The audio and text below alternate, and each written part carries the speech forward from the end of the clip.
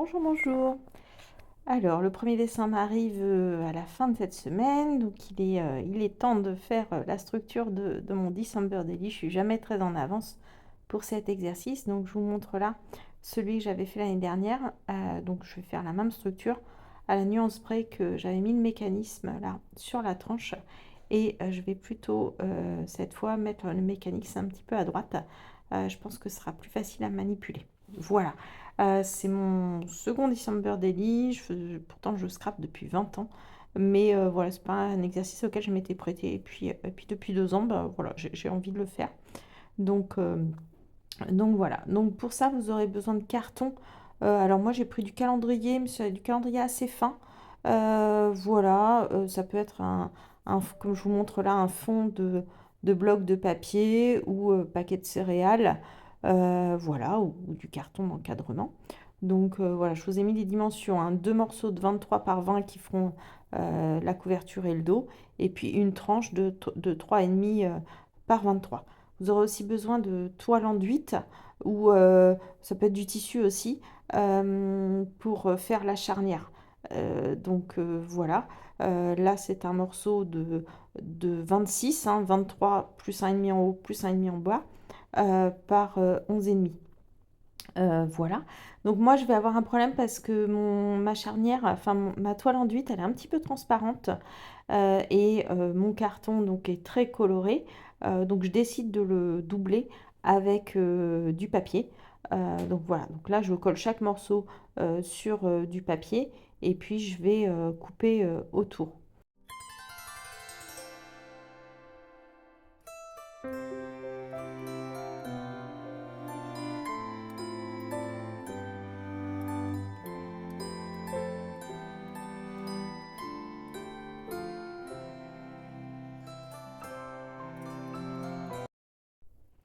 Sur les deux autres morceaux, je ne vais pas les recouvrir entièrement parce que je sais que je vais recouvrir l'ensemble avec le papier craft de chez Action, du bloc Action, et que même si je prends la feuille la moins épaisse, elle n'est pas transparente.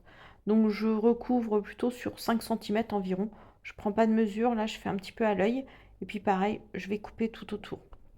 Donc je fais ça sur le devant et le dos, les parties qui vont accueillir ma charnière, enfin ma toile enduite qui sera là pour faire la charnière.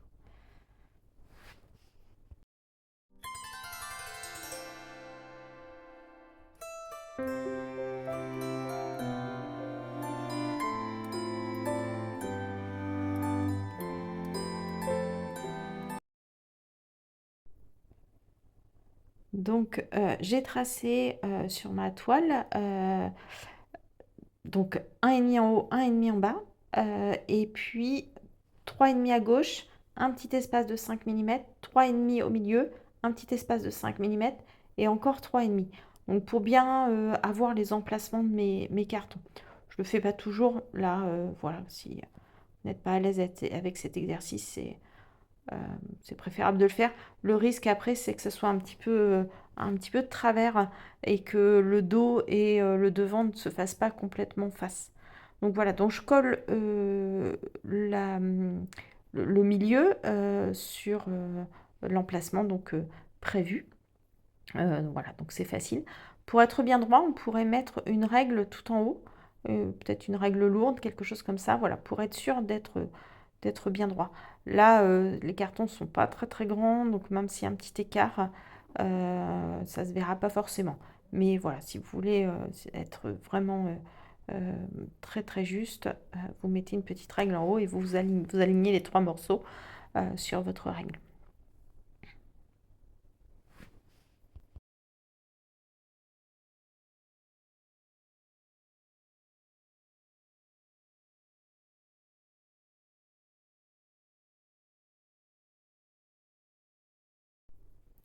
Donc à cette étape-là, je maroufle bien pour faire bien adhérer les bords, hein, ça va être la partie la plus fragile. Et puis voilà, je vais recouvrir le petit rembord d'intérieur. Vous ne voyez pas là, mais je mets bien de la colle dans le petit interstice. Vous savez, on a laissé 5 mm de fois. Donc là, je mets bien de la colle parce qu'il va être important qu'il adhère. et je vais l'aider à adhérer alors, avec mon petit outil. Mais vous pouvez prendre juste une petite chute de carton, voilà, pour venir à l'intérieur. Une petite chute de carton qui fait moins de 5 millimètres pour venir à l'intérieur. Donc pareil pour de l'autre côté.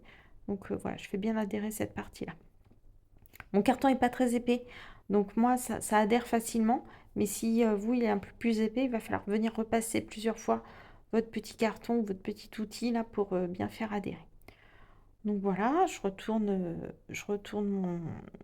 mon support. Donc je prends mes petits papiers fins de chez Action. Il m'en faudra 4 feuilles, hein, 2 pour ce que je vais recouvrir à l'intérieur de la même façon que l'extérieur. Ça me laissera assez libre pour faire ma déco. Si sur un côté je veux recoller un autre papier, ce sera tout à fait possible. Mais vous pouvez décider si vous savez, enfin, si vous avez peut-être un combo couleur ou un kit de papier, vous pouvez recouvrir chacune des faces avec une feuille de scrap, hein, au contraire, elles sont très épaisses, elles sont de très bonne qualité. Ça vous évitera les bulles que moi je peux avoir de temps en temps. Donc voilà, donc là j'en colle. Je fais bien attention à la jointure entre ma toile et ma feuille, puisque c'est la partie qui sera le plus fragile. Vous allez voir, moi je vais la consolider, puisque je vais mettre, je ne sais pas encore quelle couleur, mais une petite bande de papier toute fine de 5 millimètres. Voilà, parce que ça, je pense que ça apportera une petite déco supplémentaire. Sauf si au moment de faire la déco, finalement, ça convient pas, je la mettrai pas. Mais c'est en tout cas l'idée que j'ai à ce moment-là. Voilà, donc là, je marque bien les plis. Et puis, bah, je trouve que j'ai trop de papier en rembord. Donc voilà, je vais venir le découper plutôt que de tracer. Moi, je prends juste l'épaisseur de mon réglé qui fait 1 cm là. J'ai un autre réglé de 2 cm, je crois. Oui, 2 cm. Donc voilà, peu importe, 1 cm là, ça suffit. En général, les règles en cartonnage, c'est plutôt 1,5. Mais là, ce papier de chez Action, il se colle vraiment très très bien. Une étape importante, c'est les angles. Voilà, donc là, je coupe à 45 degrés en laissant euh, un petit peu pour éviter de voir le blanc du carton. Donc un petit peu, c'est pas un petit peu, c'est l'équivalent de l'épaisseur du carton au moins. Donc vous me laissez un petit peu plus au démarrage pour voilà, être sûr. Donc voilà, donc là je colle cette partie-là. Je vais mettre un petit coup d'ongle. Alors au départ j'essaye avec mon outil, mais en fait moi je prends toujours mes ongles. Donc voilà, mais en atelier, il y a beaucoup de dames qui me disent oh là là, mais moi ça m'abîme les ongles. Donc avec un petit outil c'est aussi possible. Mais moi je suis plus à l'aise avec mes ongles et mes ongles ils sont pas très jolie, donc j'ai pas de problème avec ça. Voilà, donc ça, c'est ce petit geste hein, de l'ongle ou du petit outil qui va faire qu'on va avoir des beaux angles bien nets. Après, si vous n'avez pas d'angle bien net, vous pouvez aussi mettre des coins, vous savez, des coins en métal. Voilà, ça fait. Je dis pas que je ne le mettrai pas, je vais voir une fois que j'aurai fait ma déco et ma finition si finalement je décide de mettre des coins en métal. Donc voilà, ça fait quelque chose de plus raffiné, de plus fini, de plus haut de gamme. Voilà, donc là, je vais faire bah, la deuxième page de la même manière.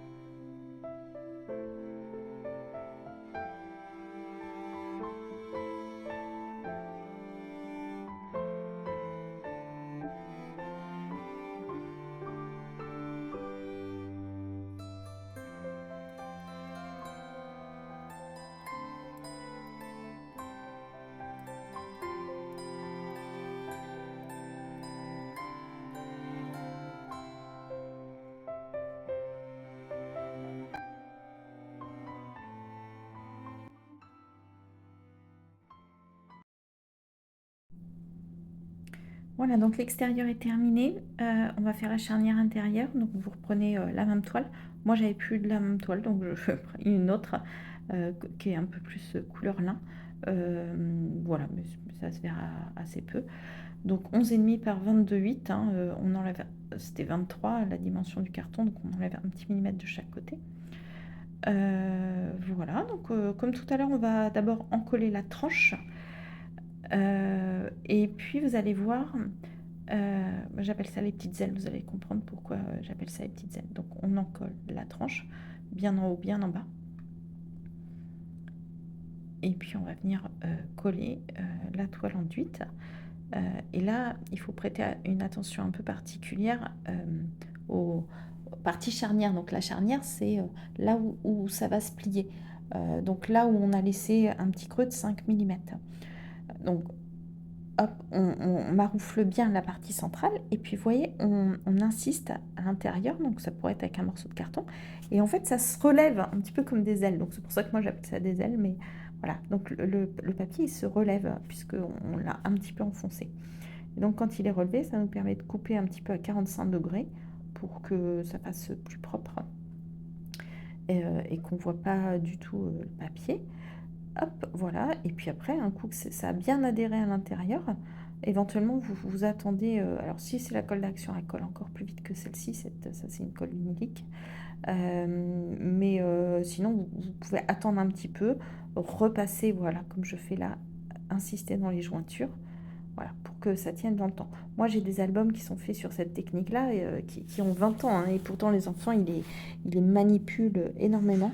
Donc voilà, ça c'est vraiment très très solide. C'est un petit peu les techniques de reliure, vous savez, des anciens dictionnaires. C'est ces techniques-là, donc ça tient dans le temps.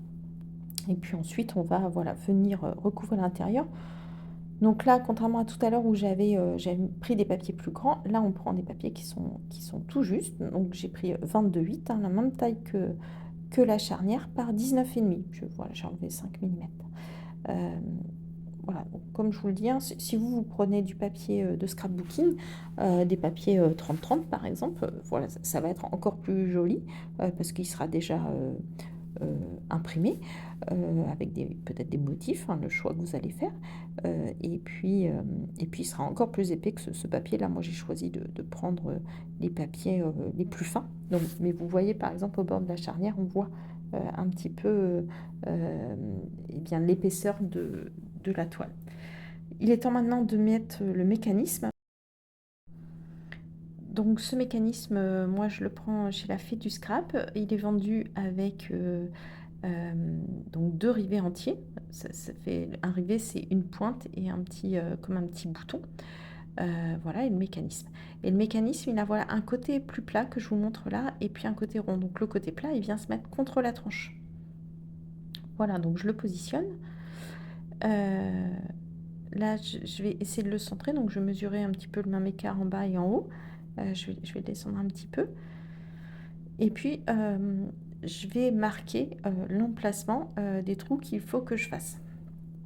Donc voilà, donc là, je marque l'emplacement et puis je vais venir percer les trous. Alors moi, j'ai pas la grande crocodile, j'ai la petite. Donc la petite, elle suffit pas. Donc je prends ce petit outil à pose d'œillet. Il est vieux, hein, je l'ai depuis très longtemps, mais je trouve vraiment parfait il est même, je trouve, il coupe mieux, plus net que ma crocodile. Donc voilà, là je protège ma plaque auto-cicatrisante. Euh, Pareil, ma plaque, elle est très vieille. J'en ai une qui a plus de 20 ans, mais celle-ci, elle a peut-être entre 15 et 17 ans. Donc voilà, mais j'ai essayé de la protéger et d'en prendre soin parce que si on fait ça sur la plaque, ben, on va enlever un petit morceau de plaque. Donc voilà, et le jour où on voudra couper un papier fin, ben, ça va s'accrocher dans le trou qu'on aura fait. Donc voilà, donc vous voyez, ça me fait des trous bien bien nets, donc ça me va bien. Bon là, ils vont être cachés les trous. Et puis le mécanisme que j'avais posé l'année dernière, je trouvais qu'il avait un peu de jeu. Alors je me suis dit, bah, comment je peux résoudre ça? J'ai pris un peu exemple sur mon mari quand il bricole, il met toujours des rondelles quand il a un truc euh, à visser. Donc je me fais des petites rondelles, je coupe trois petits ronds une chute de papier que je colle les uns sur les autres, donc ça me fait une petite épaisseur. Et en fait, je vais faire un œillet, je vais venir le couper, donc avec ma crocodile. Voilà, hop, j'enlève un petit rond. Et vous voyez, c'est ce que je vous disais, le petit rond, bah, voilà, il peine à s'enlever. Bon, je sais pas si c'est que moi. Et comme ça, je vais le mettre entre mon carton et mon mécanisme. Hop, donc je mets le petit morceau de rivet qui est pointu, ma rondelle, le mécanisme, et je vais venir mettre le petit bouton. Alors ce qui est pratique avec ces rivets-là, je ne sais pas s'ils sont tous pareils, c'est que vraiment ça se clipse un petit peu et ça tient. Donc voilà, quand on va mettre l'outil, tout ça, ça ne va pas partir. Donc ça, c'est la partie de l'outil, je ne sais pas si c'est mâle ou femelle. C'est une partie un petit peu donc métallique, un petit peu creuse. Donc je mets quand même un petit tissu. Donc là, c'est une microfibre entre le rivet et l'outil. Et de l'autre côté, je viens avec mon marteau, voilà, taper. Je vous ai épargné le bruit du marteau. Voilà, donc là ça tient bien, on voit bien que ça bouge pas trop. Et donc je vais faire pareil de l'autre côté. Donc voilà, je vais refaire ma petite rondelle et puis repositionner et refixer le rivet.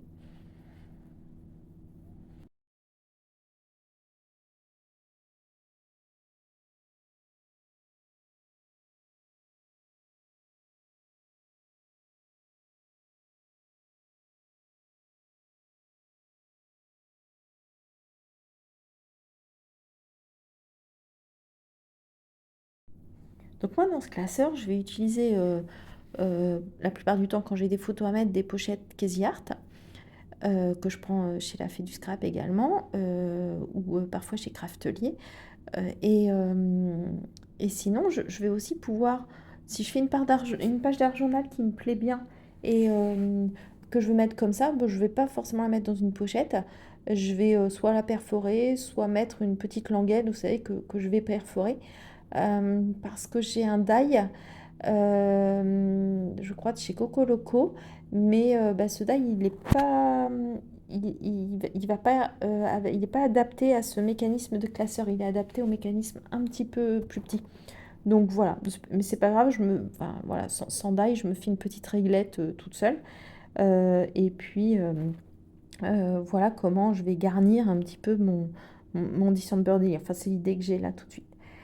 Donc on va pouvoir passer bah, à la déco. Donc je vais faire, enfin là j'ai dans l'idée de faire une déco un petit peu comme celle que j'ai fait pour le calendrier de l'Avent, euh, que j'ai dû mettre sur Insta, hein. J'ai fait ça le jour où j'avais, enfin dès que j'ai vu ce petit chalet, j'avais l'idée de le tamponner sur du craft et de voir si je pouvais coloriser au crayon de couleur sur du craft. Et j'ai plutôt aimé le résultat. Donc, donc je refais. Donc mon premier tamponnage n'est pas bon, j'ai pas assez appuyé ou pas assez ancré, je sais pas. Donc là j'insiste un peu, vous voyez ma tête. Voilà, et puis là il est beaucoup mieux ce tamponnage. Donc je veux le coloriser à peu près de la même façon que ce que j'ai pu faire sur ce que j'ai mis sur Insta. Donc je vais d'abord faire la neige avec bah, un crayon acrylique blanc. Alors moi c'est pas un Posca, c'est un Mozo Acrylic Painter que j'ai dû prendre sur Amazon, je crois. Et puis, sinon, j'utilise aussi les Uniball, voilà, que je trouve vraiment super. Donc, ça, le gros, hein, c'est le Mozuo Acrylic Painter. Et puis, après, quand je fais les petits détails, voilà. Donc, je vais en général passer deux couches parce que ce craft il boit quand même un petit peu. Donc voilà, donc je vais passer deux couches euh, d'acrylique. Donc je le réactive de temps en temps, hein, puisque vous savez, faut le réactiver pour que l'encre, enfin la peinture, l'acrylique descende. Donc voilà ce que je vais faire pour simuler un petit peu la neige. Voilà, je fais aussi le tour de la cheminée. Voilà, donc ensuite, je vais laisser sécher. Je reviendrai sans doute passer un petit peu une seconde couche d'acrylique ensuite. Et puis je vais là colorier un petit peu les planches du chalet. Donc pour moi, les planches, elles sont un petit peu plus claires à l'intérieur et puis les contours sont un peu plus foncés. Pareil pour les rondins. En général, les rondins, on les voit coupés, donc on voit le clair du bois et pas l'écorce. Donc en général, l'intérieur est plus clair. Donc voilà, donc je passe un crayon un petit peu beige. Et puis je fais ensuite les contours avec deux crayons polychromos les plus foncés. Voilà, pour simuler un petit peu les planches avec leur écorce, etc. Je vais repasser à plusieurs reprises. Voilà, je vous laisse regarder un petit peu la colorisation en musique. Ou si la partie colorisation ne vous intéresse pas, bah, vous pouvez voilà, aller à la fin, parce que la structure de l'album en lui-même, elle est en elle-même, pardon, elle est terminée. Donc vous allez pouvoir aller voir l'objet finalisé à la fin de la vidéo. Voilà, bah, je vous laisse en musique.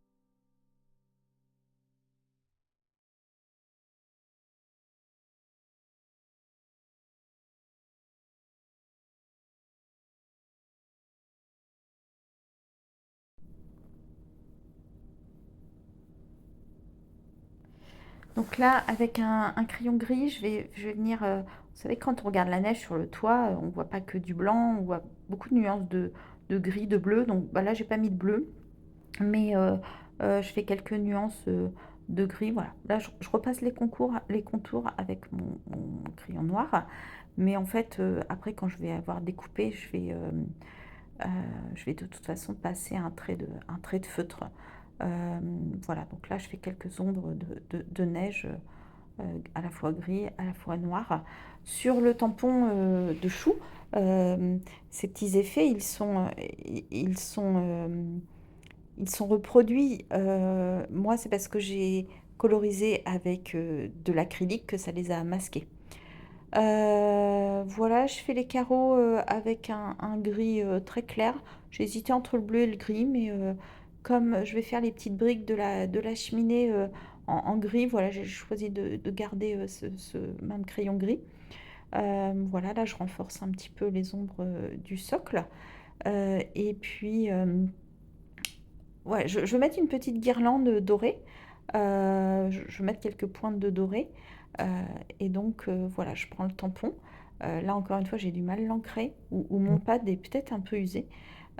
Et donc, je vais être obligée de repasser au feutre noir. Enfin, c'est pas très grave, hein. Donc voilà, je vais repasser au feutre noir ma petite guirlande, enfin mes petites boules de guirlande. Et puis ensuite, je vais ces petites boules les coloriser avec mon uniball doré. Et puis je vais leur mettre peut-être un petit point de lumière blanche à l'intérieur. Voilà, donc parce que j'ai peut-être dans l'idée de mettre un peu de doré. Donc mon idée aussi, c'est de faire un tas de bois. Alors il y en a un dans la planche de tampon chou, mais je trouve trop petit. Donc je me dis que je vais essayer en tamponnant plusieurs de faire un tas de bois un petit peu plus conséquent, peut-être un peu moins pointu. Enfin en tout cas, là à l'instant, c'est ce que j'ai dans l'idée. Je suis pas sûre d'arriver à le faire, mais je vais, voilà, je vais tenter. Donc là, j'ai beaucoup accéléré parce que je prends mon temps à cette étape-là. Ça m'arrive tellement souvent, alors qu'on est vraiment à la dernière étape, qu'on a passé beaucoup de temps dans la colorisation, dans le découpage. Je dérape avec mon feutre et puis je fais un trait noir. Alors je m'en veux à ce moment-là, donc j'essaie quand même de prendre mon temps à cette étape. Bah là, voilà, j'ose beaucoup accélérer parce que enfin, ça n'a pas d'intérêt. Je colorise 4 fois ou 6 fois la même chose. Et voilà, et donc mes petits tas, j'enlève la partie neige et j'essaie voilà, de voir comment je peux les assembler pour simuler un tas de bois un petit peu moins pointu. Euh, et puis, ben voilà, avec mon Posca blanc, enfin mon Uniball blanc, je refais un petit peu la neige. Voilà, donc je suis assez contente. À un moment, il manque bah, la jointure entre les différents éléments, elle s'est pas bien faite. Donc, je redécoupe juste un petit rondin blanc, un petit rondin de bois, et puis je viens.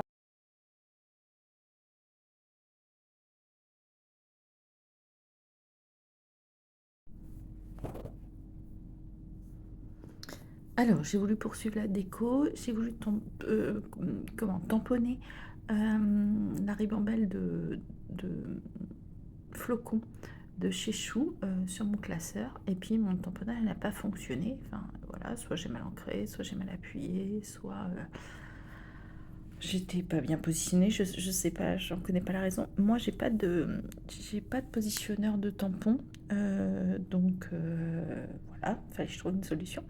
Donc j'ai décidé de refaire ma composition sur une autre feuille. Donc voilà, j'ai repris une feuille et puis j'ai retamponné cette fois euh, mes flocons. Et puis voilà, je décide de les coloriser. Alors je vais pas tout coloriser. Je reprends exactement les mêmes couleurs, hein, du blanc, du doré, du coup en acrylique, et puis quelques nuances de gris et quelques nuances de euh, marron, un peu cannelle, etc.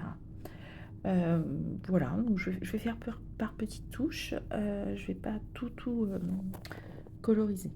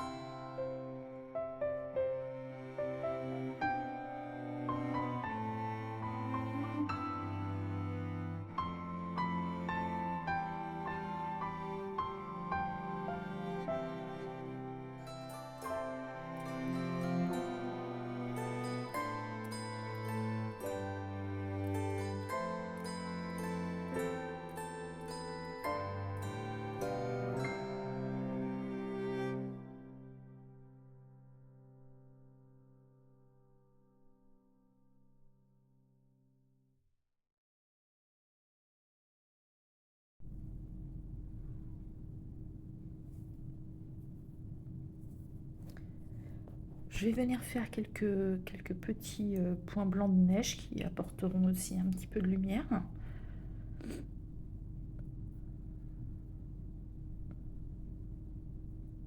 Voilà, donc je positionne mon chalet, je fais mes petits points de neige autour.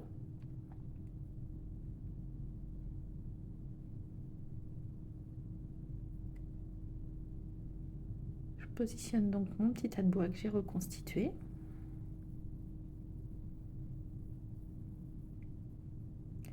Et là, je vais venir tamponner quelques sapins, toujours de la même planche de chez Chou, la grande planche, quelques sapins. Je vais aussi reprendre une planche de chez Florilège, je crois que c'est de l'année dernière, avec le petit faon et puis le petit oiseau, parce que bah, voilà, j'ai envie de les mettre ici. Je trouve que voilà, je vais pouvoir les coloriser dans les mêmes couleurs, gris et un petit peu marron. Donc je trouve que ça sortira très bien.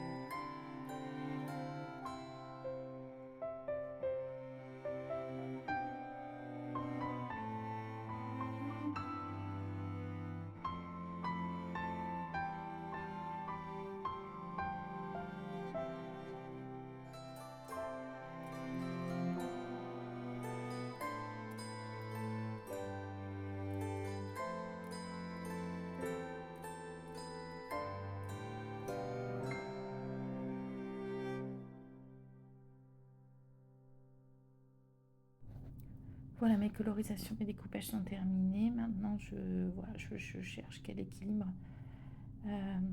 serait le meilleur. Et puis, je vais réaliser... alors, au fur et à mesure, quand je trouve qu'il y a quelque chose de bien placé, je mets un petit point de colle. Voilà, donc là, je colle mon tas de bois. Je regarde un peu où est-ce que je vais le mettre, parce que j'ai envie de mettre un titre. Je ne sais pas encore lequel, mais... il faut que je laisse un peu de place. Donc voilà, je regarde un peu quel équilibre. Hop, mon petit sapin. Voilà, il manque un peu de neige. Donc je lui mets de la neige au pied. Je ne l'avais pas fait au départ parce que je me dis que peut-être on ne verrait pas les pieds, il serait caché derrière. Mais voilà. Voilà, donc lui, je me dis, ben voilà, je vais le mettre là. Donc je mets un petit point de colle.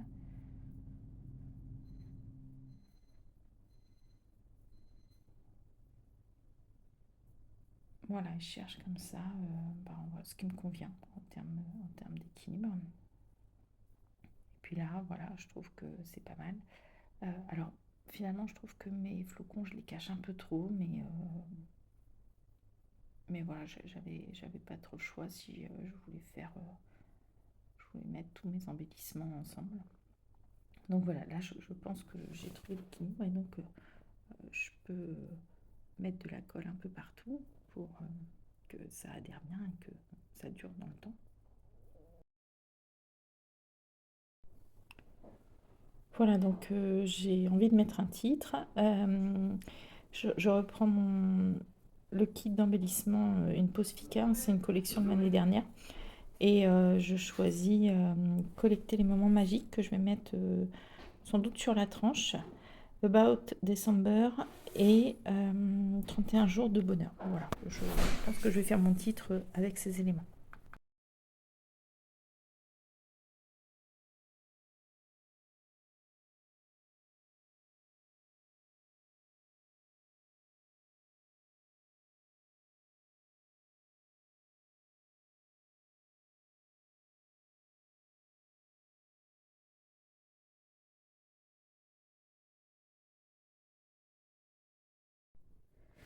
Je vous avais dit que je voulais remettre une petite bande, une toute fine bande, voilà, pour apporter quelque chose en plus. Je trouve que ça finit, c'est très raffiné, donc je coupe vraiment une bande de quelques millimètres, 3 millimètres, dans un papier. Alors là, c'est un simili-cuir. euh, il est tout doux et très agréable au toucher, que j'ai acheté à la théière de bois. J'en ai fait quelques boîtes et puis il me reste des chutes, donc voilà, j'utilise mes chutes. Et puis là, je vais délicatement mettre de la colle avec mon petit tube de précision là pour voilà, juste faire la jointure. Je laisse sécher, je coupe pas tout de suite, je reviendrai couper et puis je fais pareil de l'autre côté. Voilà. Et si ma jointure du coup elle est pas très belle, et ben voilà, ça la cache, ça fait quelque chose. Vraiment, j'hésite là, est-ce que je retourne, est-ce que je retourne pas. Pour retourner, il aurait fallu que je le fasse avant de recouvrir l'intérieur. Donc là, bon, je coupe à ras. Et voilà.